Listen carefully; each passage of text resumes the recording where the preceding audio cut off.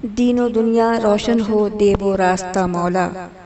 5 وقتوں کی نماز برے سے برے انسان کو بھی راہ راست پر لے آتی ہے۔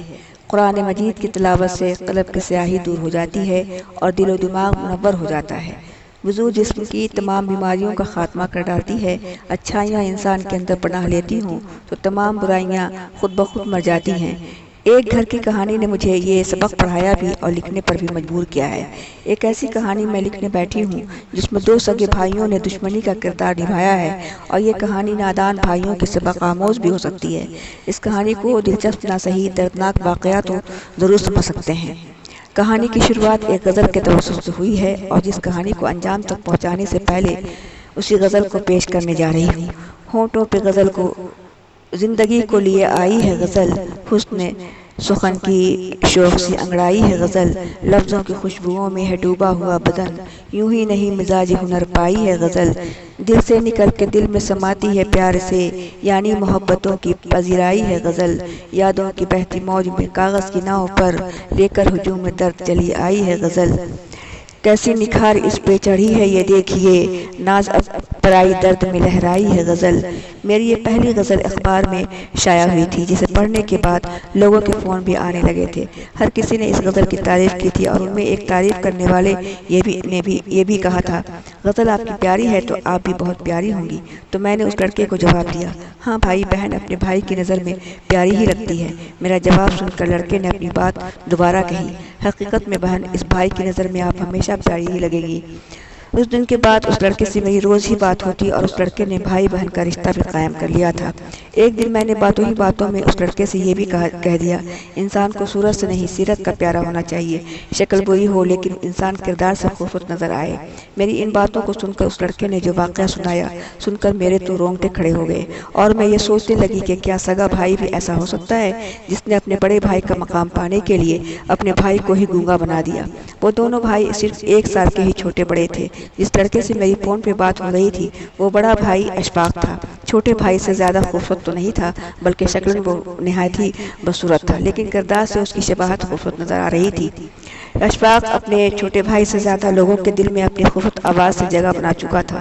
اپنے والدین کو جب وہ اپنی خوبصورت آواز میں قرآن مجید پڑھ کر سناتا تو والدین کو اپنے بیٹے پر رشک ہونے لگتا۔ آواز کا جادو اپنا اثر ایسا دکھانے لگی کہ سننے والے اس کی خوبصورت آواز کے متوالے ہونے لگتے۔ اس کی بدصورتی حسین و جمیل بن کر لوگوں کی نگاہوں میں بس جاتی، اور ہر طرف اشفاق کے دیوانے شمع اور پروانے کی طرح اس کے ارد گرد منڈلانے لگتے۔ چھوٹا بھائی آفاق حسد میں اندر ہی اندر لکڑی کی مانند سلگنے لگا۔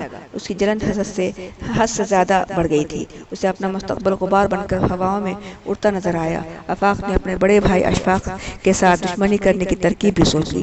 خوبصورت آواز کس طرح اشفاق کی زندگی سے ہمیشہ کے لیے جدا ہو جائے گی، یہ بات چھوٹے بھائی کے ذہن میں آ چکی تھی۔ ایک دن اس نے بڑے بھائی اشفاق سے پتنگ اڑانے کی ضد کی، اور یہ بھی کہا کہ اس پتنگ کے لیے دھاگا مضبوط سے مضبوط بنانا ہے۔ دونوں بھائیوں نے مل کر شیشے کو باریک کیا، اور پتنگ کے دھاگے کو منجھا کرنے کے بعد دونوں بھائیوں نے ایک دوسرے کی پتنگ کو شکست دینے کی کوشش کی۔ آفاق کی پتنگ بڑے بھائی کی پتنگ سے پہلے ہی کٹ کر گر چکی تھی۔ اشفاق اذان کی آواز سن کر مسجد کی طرف دوڑ پڑا۔ اس نے وضو کیا اور مغرب کی نماز ادا کی، اور گھر آ کر اس نے اپنی خوبصورت آواز میں قرآن مجید پڑھ کر اپنے والدین کو سنایا۔ اسے کیا پتا تھا کہ وہ خوبصورت آواز اس کے حلق سے پھر دوبارہ نہیں نکل پائے گی۔ اشفاق نے اپنے چھوٹے بھائی اور اپنے والدین کے ساتھ رات کا کھانا کھایا اور سونے کے لیے اپنے کمرے میں چلا گیا۔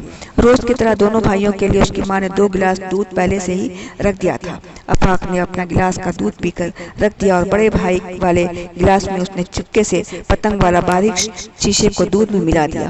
اسے پتا تھا کہ اشفاق دودھ سمجھ کر سونے سے پہلے وہ شیشے کا زہر اپنے حلق کے اندر ضرور انڈیل لے گا۔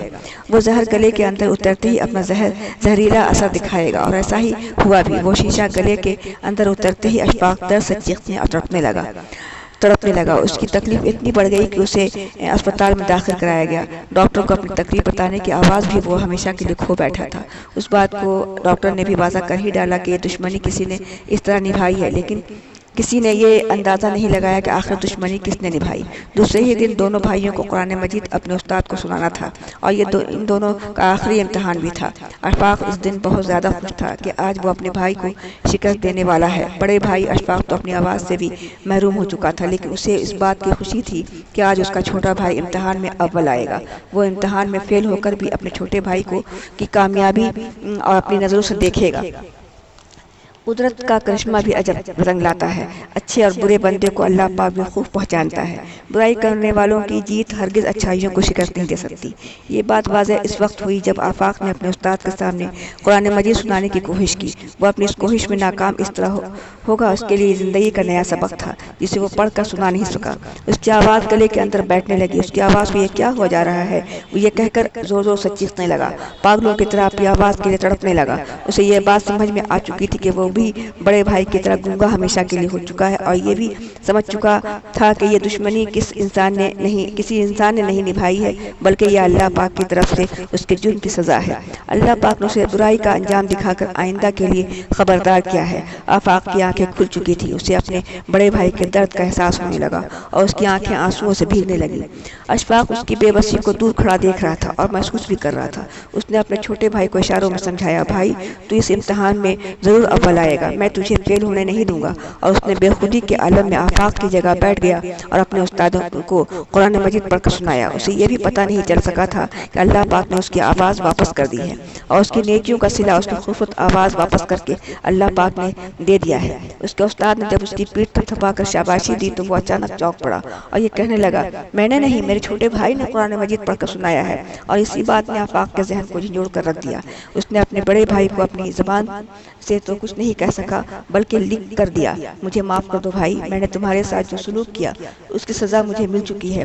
تمہاری یہی انکساری تو تمہاری جیت ہے میرے بھائی، اور میں نے تمہیں شکست دینے کی کوشش میں وہ کیا جو مجھے نہیں کرنا چاہیے تھا۔ مجھے تمام زندگی گونگا بن کر زندگی گزارنی ہے۔ تمہاری خوبصورت آواز میرے بھائی کل بھی تھی اور آج بھی قائم ہے۔ لوگوں کے دلوں میں تمہاری جگہ کل بھی تھی اور آج بھی ہے۔ برائیوں کے راستے پر خار ہی خار ہے میرے بھائی، اور اچھائیاں ہمیشہ ذہن و دل میں خوشبو بن کر قائم رہتی ہے۔ برائیوں کے راہ اختیار کرنے والوں کو ہمیشہ راستے کی ٹھوکریں ہی نصیب ہوتی ہیں۔ اچھائیوں سے تم جیت گئے میرے بھائی، اور برائیوں سے میری شکست ہوئی۔ اپنی قسمت کو سمجھنے کا تو کچھ موقع ملا، اس بھرے بازار میں تنہائیاں اچھی لگی۔